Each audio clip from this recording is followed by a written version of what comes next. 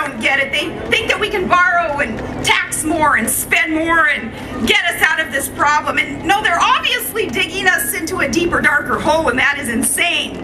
With their new record-busting $3.8 trillion federal budget and their $1 trillion plus Obamacare scheme that they had rammed through, which is the mother of all unfunded mandates, to talk now of that huge energy tax on all of us, either cap and tax scheme coming down the pike. No, to keep borrowing and spending and inventing these big new government programs with enormous price tags that makes no sense.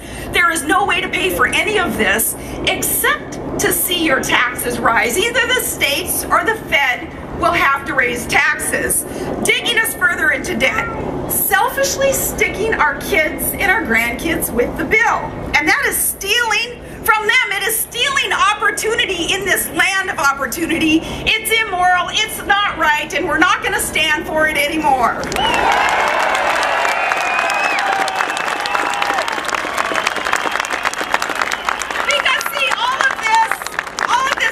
More beholden to foreign countries. It makes us less secure. It makes us less free. And I'm not calling anyone un-American, but the unintended consequences of these actions, the results are un-American.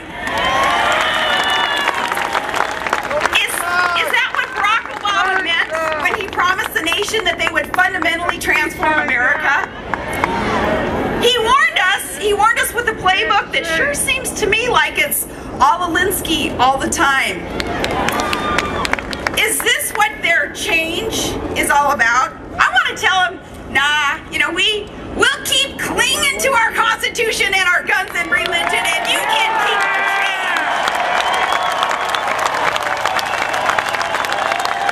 Because the voters are coming. Now, we've all learned a lot of lessons, I think, in this last year. I don't want anybody to feel bad if they had supported some of those on the left in that last election, because how would a lot of folks have known? We had a complicit media that did not do its job completely. Some tried, but some did not. Not vetting the candidates, all the intentions there. Now, don't feel bad though, because most Americans were busy. We're busy living our lives and raising our families and running our businesses. So how are some to know? But now we do know. That's the point. Now we do know. We know what the problem is, and now we're going to fix the problem. Now, we've told them that we don't like their plans. We've told them in polls and protests and special elections, and instead of listening to us, though, what do? They keep lecturing. They keep apologizing for us, speaking down to us, and they're dividing America. Now, we have decided that they can no longer decide what is best for us, even if we don't like it, even if we can't afford it, even if what they're doing makes no sense. They seem to want to say, well, we're going to do it anyway, because, to borrow their catchphrase, their warning bell, they had said, well, yes, we can. We need to tell them that no, just because you can does not mean you should.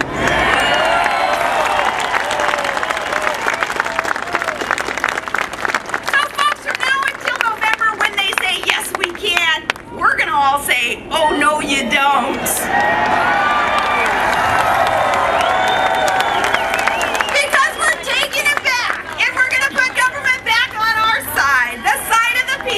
The side of the people, it's united, we will stand, and we're smart enough to make decisions for ourselves, and our smarts come from time-tested truths. We believe in expanding freedom and opportunity for all, not the intrusive reach of government into our lives and into our businesses. And we have an expectation that every able-bodied American will work and will be rewarded for their work ethic.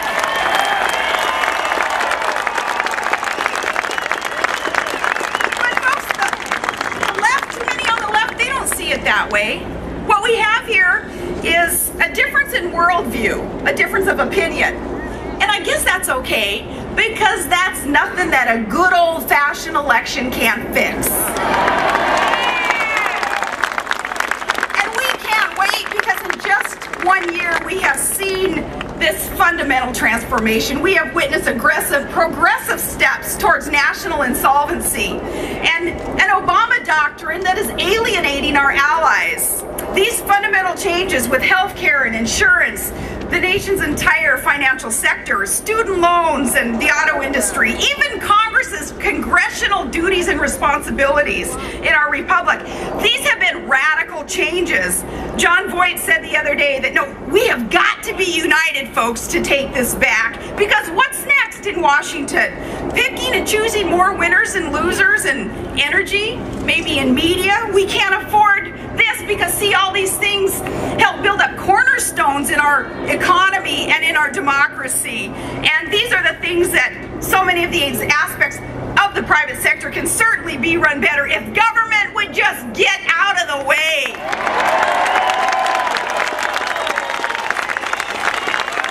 So Tea Party Express, we applaud you for uniting and for putting up with all the BS from the lamestream media, with some of the ginned up controversy with the Tea Parties, false accusations of this group being racist, being violent.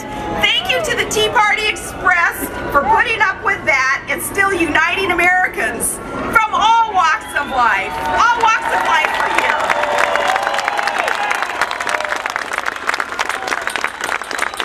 Now, as I've been privileged to travel the country and hear from some of these good Americans who run our factories and grow our food and fight our wars, when I talk with them, I'm not worried about our future. I am quite optimistic, because you get it, you care, and you're going to do something about it. We can all be optimistic.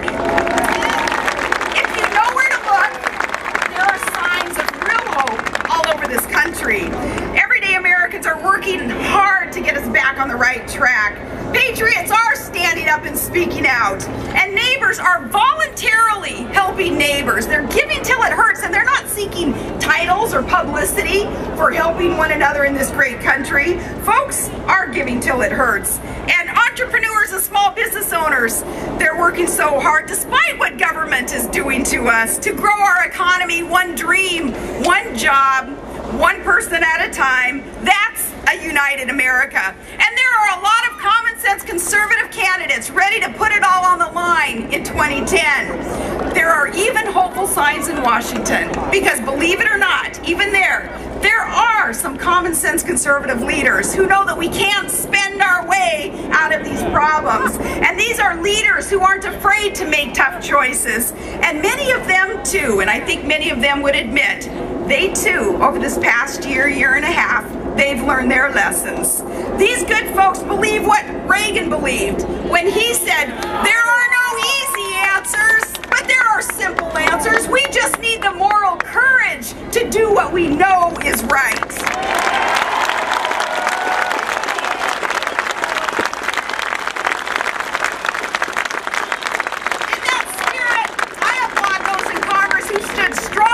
Obamacare until the very end. They understand that to improve health care, we need less government bureaucracy and more competition. They know that to get the economy back on the right track, we need to cut spending and not simply stall the spending spree that we have been on.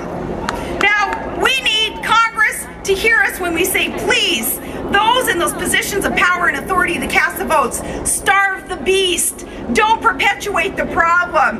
Don't fund the largesse that is being proposed. We need to cut taxes so that our families can keep more of what we earn and